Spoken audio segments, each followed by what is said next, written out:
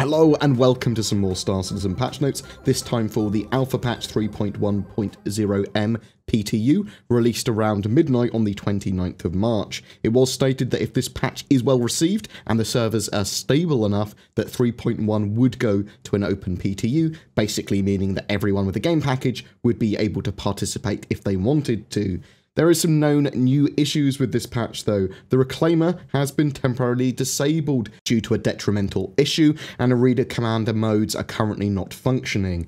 Testing focus for this one is service beacons and a service stress test and the Terrapin ship. So, some feature updates in general. Updates to the game mode loading screens have been made. They've lowered the interview of AI com chatter. They've disabled ECN missions depending a later review. Lighting updates for the Vehicle Manager app and Star Marine Loadout Manager. Ships now have variable radar ranges based on size and role. Bug fix wise, the ejection animation on the Razor should now function properly. The Constellation series should no longer have duplicate screens for the turrets. Missiles should now unlock and disarm when players switch targets. The 350R should no longer have multiple flight yokes. Ships should no longer get stuck on the landing pad after spawning.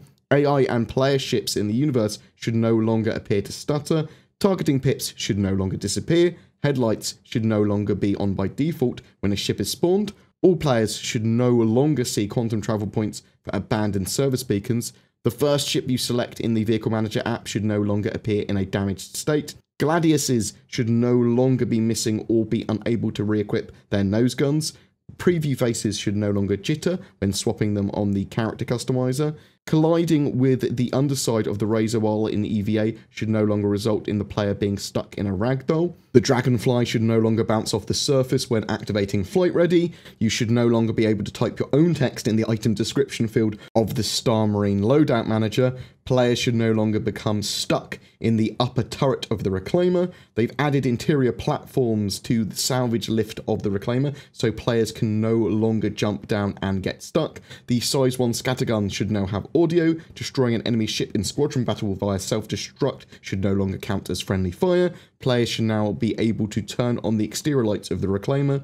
The character model should now have idle animations on the Star Marine Loadout Manager. Team Revenge Awards should now be properly awarded in Squadron battle.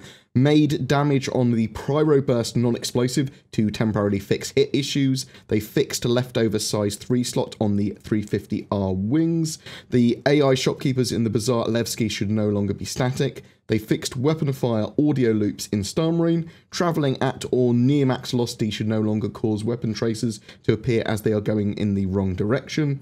Getting in and out of the Reclaimer co-pilot seat should now have audio. Self-destruct kills should now properly award kills to the player in Battle Royale. NPCs on the surface at Levski should move properly again. And they fixed various crashes, 5 crashes apparently, some server crashes as well. They've done various fixes for the graphical corruption issues, but the IFCS and 414 fixes are still pending.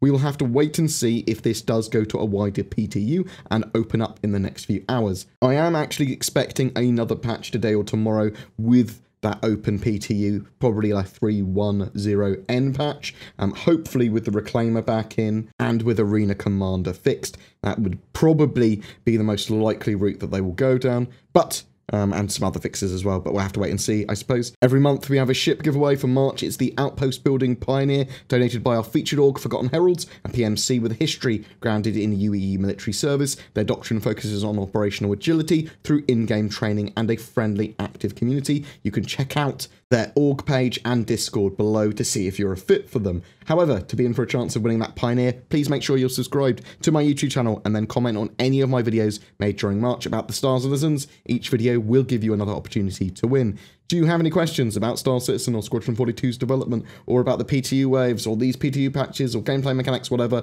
or even suggestions for videos? Chuck them in the comments below. A special thank you to my Patreons who allow me to create the amount of content I do. If you're interested in becoming one of them, please find the links to Patreon as well as everything else we've discussed down below too. Please don't forget to like and subscribe, as it really does help me, and I'll see you in the verse.